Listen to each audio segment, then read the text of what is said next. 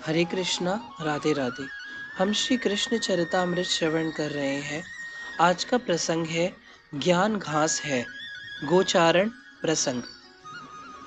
तात, राजमार्ग वही है जो प्यारे के महल तक पहुंचा दे, और प्रेम ही वही राजमार्ग है।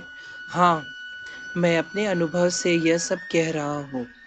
इन्हीं ग्वाल सखाओं, सखियों ने ही मुझे मूंडा था। इसी ब्रज की भूमि से मुझे प्रेम की दीक्षा मिली थी। हाँ तात, उद्धव विदुर जी को बता रहे हैं। मैं तो ज्ञान की ऊंचाइयों पर स्थित था। देवगुरु बृहस्पति का परम शिष्य था। ज्ञान विज्ञान में ही मेरा शोध था। पर इस भूमि ने मुझे बताया कि प्रेम ही सब कुछ है।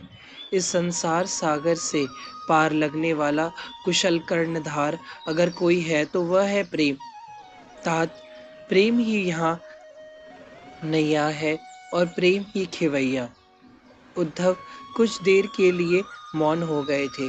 फिर उन्होंने अपने नेत्रों को बंद कर लिया और मानसिक रूप से चले गए उसी स्थान पर जहाँ गौचारण करने के लिए कन्हैया आए हैं। उनके साथ उनके प्रिय ग्वाल सखा सब है। मध्य में कन्हैया में बैठे हैं। चारों ओर ग्वाल सखा घेर कर बैठे हुए हैं। मोरों की पंक्ति अलग ही शोभामान लग रही है। कोयल की कुहुक उस वातावरण और संगीतमय बना रही है। पास में यमुना बह रही है। उसके किनारे पर कमल के पुष्प खिले हुए हैं। अनंत कमल खिले हैं। कमल नीले पीले हर रंग के हैं।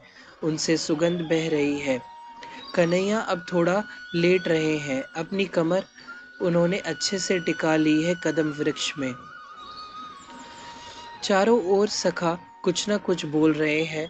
मनसुख तो गूंजा की माला बनाकर लाया है और बड़े प्रेम से कन्हैया को पहना रहा है। हाँ, पहनाया नहीं है, पहना रहा है। धीरे धीरे पहना रहा है। मनसुख, जल्दी पहना। मधुमंगल टोकता है क्योंकि यह कन्हैया के देखने में विघ्न डाल रहा है। अरे, इतने परिश्रम से माला बनाई है, अच्छे से पहनाने तो दे। मनसुख ने पहना दी अब माला। अब अच्छा लग रहा है, मनसुख कहता है। हाँ, तेरी ही माला से कन्हैया अच्छा लग रहा होगा। मधुमंगल को चिढ़ हो रही है मनसुख से, क्योंकि वह अभी भी हट नहीं रहा, खड़ा है बीचों बीच। अब तो हट जा भैया। मधुमंगल को कन्हैया दिख नहीं रहे। दिख तो किसी को नहीं रहे अब, क्योंकि बीचों बीच खड़ा हो गया है मनसुख। वह स्वयं ही निहारे जा रहा है कन्हैया को। कन्हैया, कन्हैया। सामने से श्रीदामा आ रहा है दौड़ता हुआ। लो, अब यह आ गया बरसाने के युवराज। श्रीदामा को देखकर मनसुख हंसते हुए कहता है और स्वयं हट जाता है। कन्हैया, कन्हैया। श्रीदामा हाफ रहा है और सीधे उसने अपने सखा कन्हैया का हाथ पकड़ लिया है। हाँ श्रीदामा, क्या हुआ? बता, क्या बात है? इसने कन्हैया ने अपने सखा को पास में बैठाया और पूछा। ज्ञान किसे कहते हैं? श्रीदामा ने बैठते ही पूछा था। पता है, मैं अभी यहाँ आ रहा था तो मैंने देखा एक कोई बाबा जी, लंबी दाढ़ी उसकी थी। उसने हमारे महल का द्वार खटखटाया तो मैंने ही खोला। फिर कन्हैया ने श्रीदामा से पूछा, लाली है? श्री राधा लाली? मुझे लाली से काम है। मुझे अजीब लग रहा था वो बाबा जी। मुझे दाढ़ी से चिढ़ है। पता नहीं ये बाबा जी लोग दाढ़ी क्यों रखते हैं। कन्हैया, तुझे दाढ़ी अच्छी लगती है? श्रीदामा ने कन्हैया से ही पूछा था। सिर नहीं में हिलाया कन्हैया ने। हाँ, मुझे भी पसंद नहीं। दड़ियल बाबा जी, श्रीदामा बोला। आगे तो पता आगे तो बता, आगे क्या हुआ? कन्हैया ने पूछा। मैंने उससे कहा, लाली क्यों चाहिए? मुझे बोले, मैं युवराज हूँ इस बरसाने का। मनसुख ने हंसते हुए श्रीदामा की पीठ ठोकी। वाह, बहुत सुंदर कहा तैने श्रीदामा। मनसुख के पीठ ठोकने पर श्रीदामा और फुल गया और बताने लगा।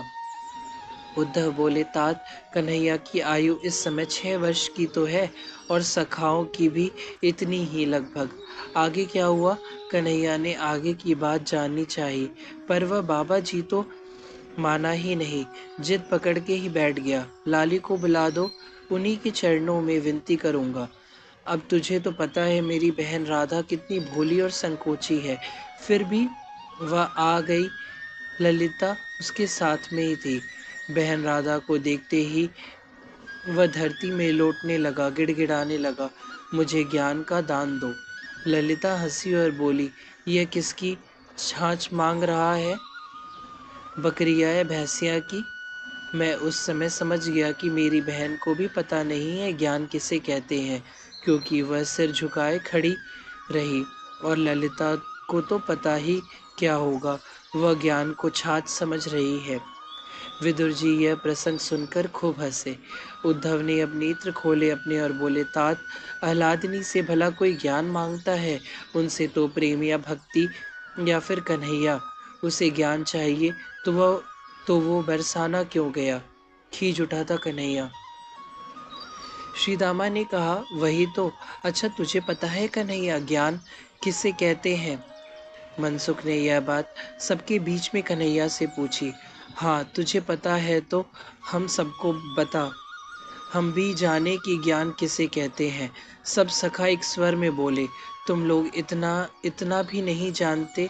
आश्चर्य से सबको देखते हुए कन्हैया बोले, अरे बाबा की गोट है ना, उसके पीछे जहाँ कूड़ा डाला जाता है वहाँ एक झाड़ उग आया है, देख लेना, उसे ही ज्ञान कहते हैं, कन्हैया ने बताया। ओह! सब सखाओं ने तालियां बजाई और कहा, हमें तो पता नहीं था कि उस कूड़े की जगह में उग जाने वाले झाड़ को कहते हैं ज्ञान। सब सखा अब संतुष्ट हो गए थे। श्री दामा सोचने लगा था, बरसाने के महल में आने के बाद भी वह बाबा जी कूड़े में उगे घास की याचना कर रहा था। अबुझ होते हैं ये बाबा लोग भी, श्री दामा मन ही मन कह रहा है। बुद्धू था वह बाबा जी, बेकार में अपनी लाली को कष्ट दे रहा था। हमारे यहाँ आ जाता, हजारों ज्ञान उसकी झोली में तोड़ तोड़ कर हम सब डाल देते। यह कहते हुए कोई सखा हंस रहा था तो कोई झुंझला रहा था। आज विदुर जी बहुत हंस रहे हैं, अपना उत्तरीय मुख में रखकर हंस रहे हैं। उद्धव ने प्रसन्नता पूर्वक विदुर जी को देखा और बोले, तात, आप विवेकामान व्यक्ति हैं, क्या आप भी इस बात को झुठला सकते हैं? नंद गोद के कूड़े की ढेर में उगा घास ज्ञान नहीं है, यह प्रेम की भूमि है, जहाँ ज्ञान को पूछता है। यहाँ, हाँ, इधर उधर उगा हुआ घास ही तो ज्ञान है। प्रेम तो पुष्प है जिसमें से सुगंध निकलती, अत्व एक प्रेम ही सर्वोपरि है। उद्धव बोले। विदुर जी अभी भी हंसे जा रहे हैं। सच है उद्धव, नंद गोष्ठ के पीछे कूड़े की ढेर में उगा घास ही ज्ञान है, जहाँ परमात्मा इतना सरल होकर सर्वसाधारण के लिए उपलब्ध है। वहाँ ज्ञान अगर घास के रूप में उग गया तो आश्चर्य क्या। हरे कृष्णा। राधे।